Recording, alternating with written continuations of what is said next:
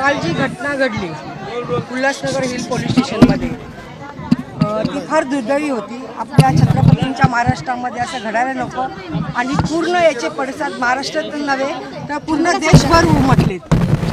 आणि आज आम्ही निवेदन द्यायला याच्यासाठी आलेलो आहोत, ज्यांनी जो गुन्हेगार आहे आमदार गणपत गायकवाड लोकप्रतिनिधी आपण म्हणतो त्यांनी जे काल चुकीचं स्टेटमेंट दिलं आणि जे पोलीस स्टेशनमध्ये झालं ते घडलं वेगळं, कारण त्यांनी स्टेटमेंट देताना मीडियाला चुकीचं स्टेटमेंट दिलं।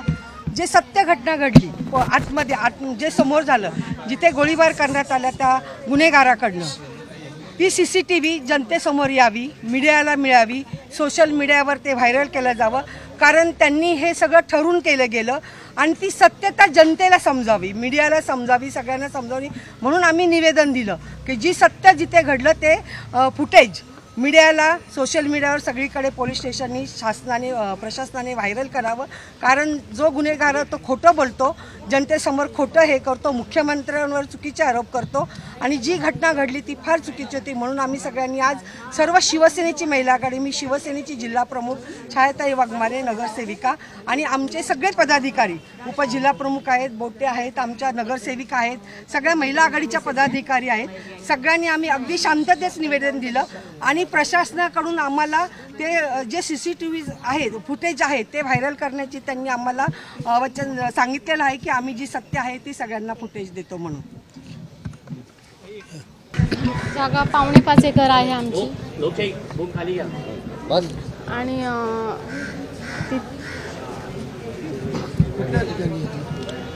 नांदोली तलाव काय झालं, कसे आमदारांनी कशी फसवून घेतली। अगोदर आम्ही कोणाला दादा ते व्यवहाराचा मला पण नाही, दादा व्यवहार ते बोलतील ना, मला माहिती दुसरं मी बोलू शकते। दादा काय तुमचं नाव आहे, तुमची जागा कुठं आहे, किती एकर आहे, काय? एकनाथ जाधव आहे, जागा आमची 5.5 एकर आहे आणि नांदोली तलावच्या तिथे जागा आहे। काय नेमका वाद चालू झाला? वाद का आमच्या इथे 27 वर्षापूर्वी आमच्या वडिलांनी तिला व्यवहार केलेला होता, तिथून तर आमचा वादच चालू होता। आम्ही ती जागा प्रमोद लंकाला दिलेली होती, गणपत शेठचा आमचा कोणताच व्यवहार झालेला नाही। त्यांना विकत दिलेले पैसे दिलेले नाही, डेव्हलपमेंट अग्रीमेंट आमची दिला होता 96ला, पुन्हा प्रमोद लंकाला दिला होता। मग हे कसे आले तुमच्याकडे? ते प्रमोदचे रंकाने त्यांना इन्व्हॉल्व केले, तिथं पार्टनर म्हणून इन्व्हॉल्व केले, नंतर केले, ते आता केले सपोर्ट आहे त्याला घेतला। काय वाद काय झाला? वाद त्याने आमची जागा हडप करायला घेतली होती, म्हणून आम्ही दादांना मध्ये टाकले, बाबा आम्हाला न्याय मिळून द्या, त्यासाठी दादांना आम्ही बरोबर घेऊन आलो न्याय द्यायचा। त्यांनी त्यांच्यावरती हल्ला केला का ते, मग काय नेमकं तुमच्या इकडे किती जागा होती? आमची जागा 5.5 एकर जागा आहे। कुठल्या वर्षी विकलेली? 1996ला जागा विकली होती आम्ही, कोणाला विकलेली? प्रमोद रंकाला। त्यांनी व्यवहार तर आजपर्यंत पूर्ण आमचं काही केलाच नाही, ना पैसे दिले ना काय दिले नाही। पैसे मागले तर पैसे देऊ नंतर एवढे वर्षाने त्याने मला रखडले। किती पैसे तुमचे बाकी होते? अर्धेच पैसे त्यांनी दिले होते, फक्त थोडेसे आम्हाला दिले होते, बाकी टोटल पैसे आमचे बाकीच होते। आणि दिवसेंदिवस वर्ष वाढत गेले का, जागेला भाव वाढत नाही का? 27 वर्ष तो आमदार ते रंका शेट्टी त्यांना बोलले, त्यांच्या पॉलिटिक्समधून त्यांना पार्टनरशिप करून। आता डायरेक्ट आमच्या शेतावरती येऊन डायरेक्ट कंपाऊंड घालायला घेतलं, मग आमचा वाद होणार थोडं। 7-12 फिरवला गेला, एवढ्या वर्षाने फिरवलं ते, आता 10 दिवसांत ते 7-12 आमचं लगेच त्यांनी उतरवलं, रंकाच्या नावावरती केलं। हे पॉलिटिक्सच्या हिसाबाने झालं ना सगळं। मग त्यासाठी आम्ही दाद मागायला आपल्या दादाकडे गेलो, महेश शेट बोलतो तुम्हाला मी न्याय मिळून देतो, चला तुमचं काय असेल तर मी सेटलमेंट करतो बोलतो आणि निपटून घेऊ तुमचं काय। पण इथं त्यांनी तसं काहीच केलेलं नाही, उलटा त्यांनी त्यांच्यावरती हल्ला केला। आज त्यांच्यावरती हल्ला करते तर नंतर आमच्यावरती करू शकत नाही का? कधी पण करू शकताय ना, आम्हाला पण सुरक्षा पाहिजे। आता मोठ्या दादांवर जर हल्ला करू शकतात, मग गरीबाला काय करू शकतो? गरीबाला तो मारू शकतो ना, मग आम्हाला पोलीस प्रोटेक्शन पाहिजे, आमच्या सुरक्षेसाठी आम्हाला पाहिजे। काय वाटतं तुम्हाला आता? काय तुम्ही कसली भीती? आता भीतीच आहे ना, एवढ्या मोठ्या माणसावर हल्ला करतो, आमच्या तर करू शकतो। आता तुम्ही पोलिसांकडे काय मागणी? अजून काय तिथे झालं नाही, तुम्ही काय मागणी केली पोलिसांकडे? अजून काही झालंच नाही आमचं, हा प्रोटेक्शन पाहिजे आम्हाला। संपूर्ण महाराष्ट्र बघतोय अशी घटना पोलीस स्टेशनमध्ये घडणं ही पहिली वेळ आहे। एक लोकप्रतिनिधी अशा प्रकारचं वागू शकतो असं कोणालाही वाटलं नाही, याच्या पुढेही वाटणार नाही. आणि मीडियाला जी काही बाहेर बातमी मिळाली आणि मीडियाच्या माध्यमातून जनतेला जी काही बातमी मिळाली ती बातमी चुकीची होती.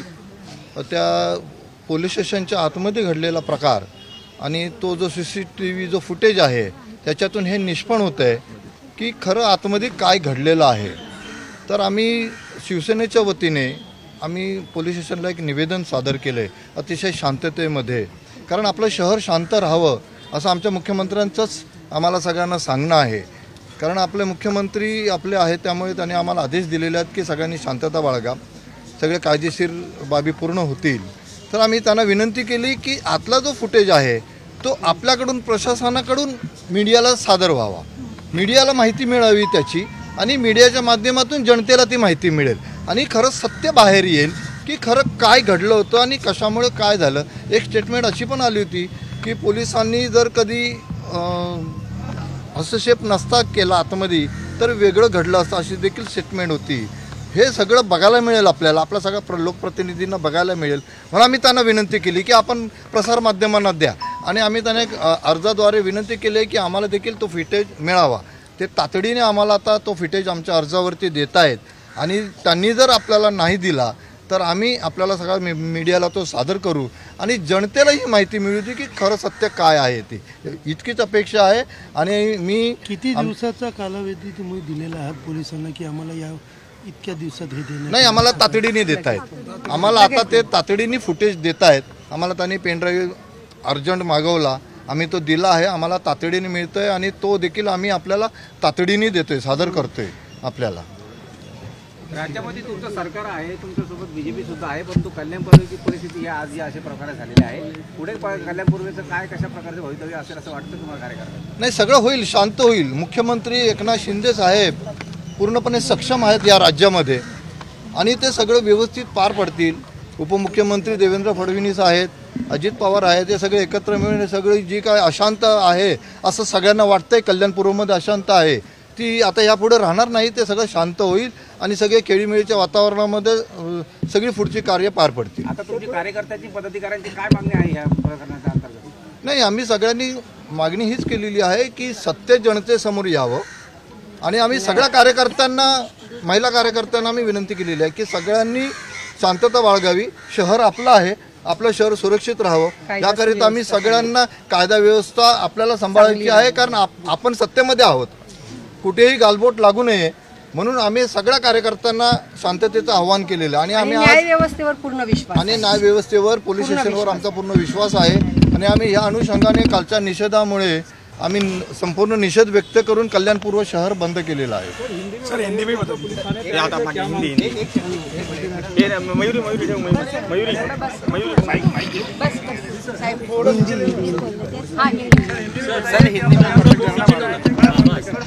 आप सभी लोग देख रहे हैं, पूरे महाराष्ट्र देख रहा है. कल की जो घटना हुई है वो घटना पूरे महाराष्ट्र देख रही है.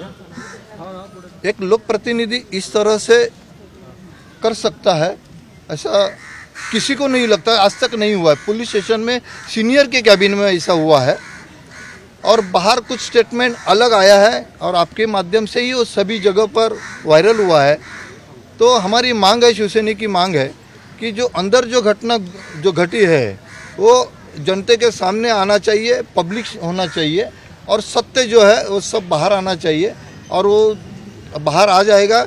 हमारी विनती थी पुलिस स्टेशन के सीनियर को, हमने एक उनको निवेदन दिया था कि हमें तुरंत उसका फुटेज मिले, तो उन्होंने उसको मंजूरी दे के वो हमें तुरंत अभी दे रहे हैं हमारा फुटेज. वो फुटेज हम आप सभी लोगों को प्रसारित करेंगे और प्रशासन की तरफ से भी आपको मिल जाएगा वो फुटेज. वो फुटेज में आपको सबको देखने को मिलेगा कि अंदर स्थिति क्या थी और बाहर स्टेटमेंट क्या आ रहा था, ये सब आपको मालूम पड़ेगा. और हमने हमारी पार्टी की तरफ से, महिला सभी आघाड़ी की तरफ से हमने पूरे शहर को सुरक्षित रहने के लिए, शांत रहने के लिए आह्वान किया है कि आप सभी लोग शांत रहे कि हम लोग सत्य में हैं और कोई भी सत्य का दुरुपयोग ना हो.